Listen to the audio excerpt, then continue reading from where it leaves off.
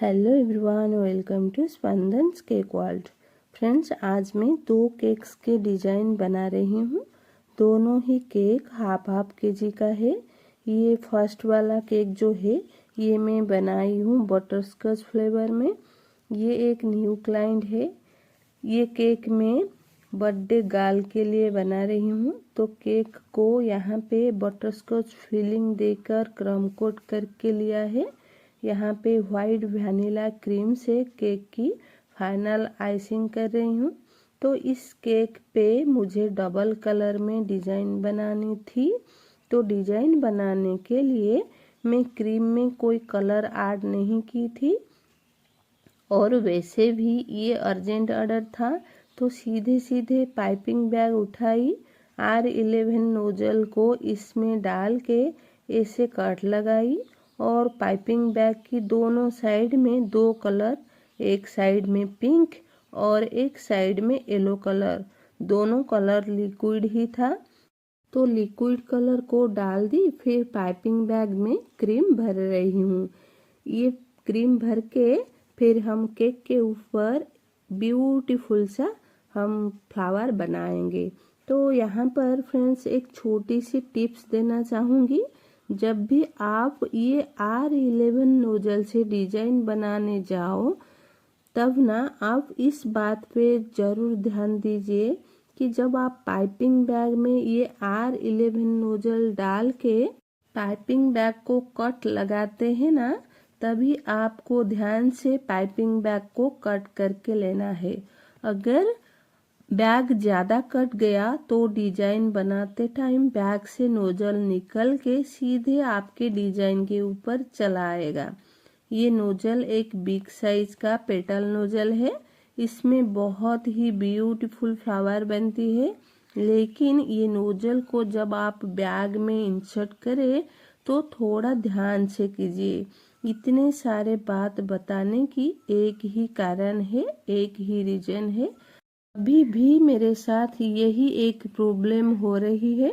जल्दी जल्दी में केक बनाने के चक्कर में ये जो ऐसे ही छोटे छोटे मिस्टेक हो जाती है। इतने दिन हो गया है मुझे केक बनाते हुए, लेकिन मेरे साथ यही मिस्टेक हमेशा होती है कि R11 नोजल को जब मैं पाइपिंग बैग में भर के वो पाइपिंग बैग को कट लगाती हूँ, वो कट थोड़ा बड़ा हो जाता है। इसलिए क्रीम के साथ नोजल बाहर निकलकर पाइपिंग बैग से बाहर निकलकर सीधे आके केक के ऊपर गिरता है।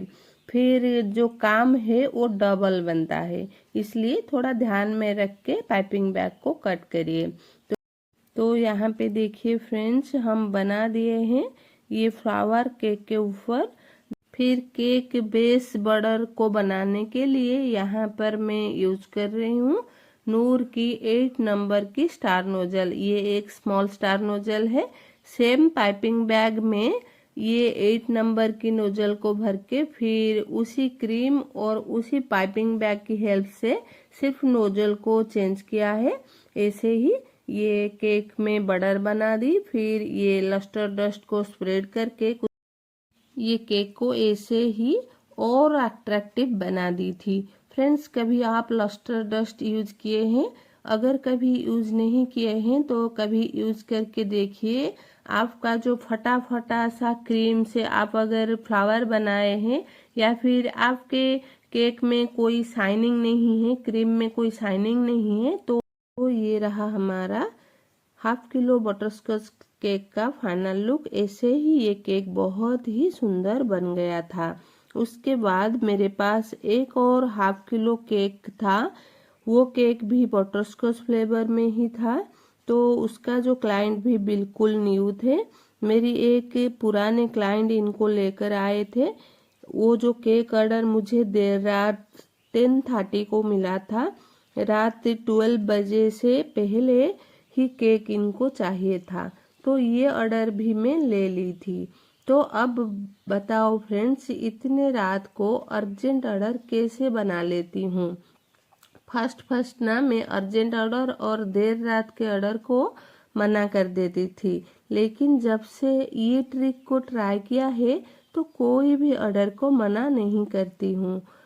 ट्रिक ये है कि फर्स्ट ना मैं केक स्पंज रेडी करके पहले से नहीं रखती थी।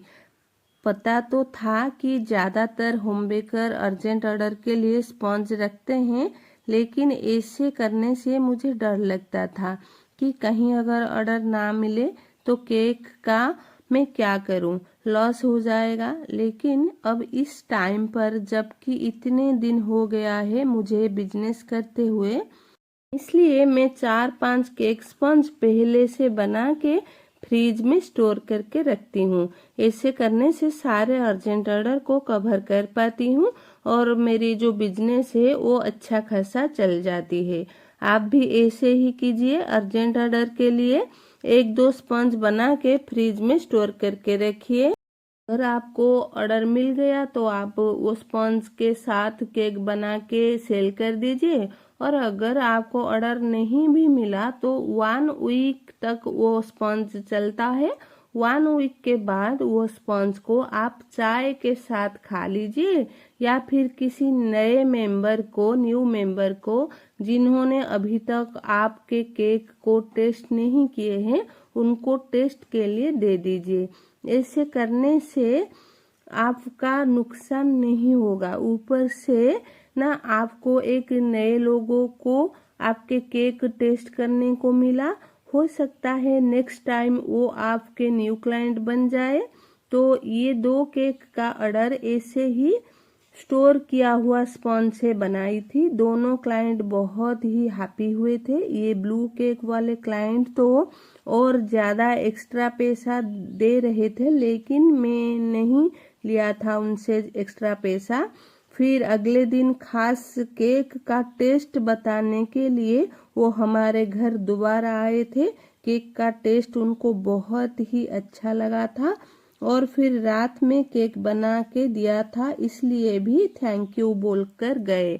तो यहाँ पर फ्रेंड्स ये केक का डिजाइन बनाने के लिए मैं नूर की 46 नंबर की नोजल और नूर की 21 नंबर की नोजल को यूज करके केक का डिजाइन क्रिएट किए हैं। Thank you for watching.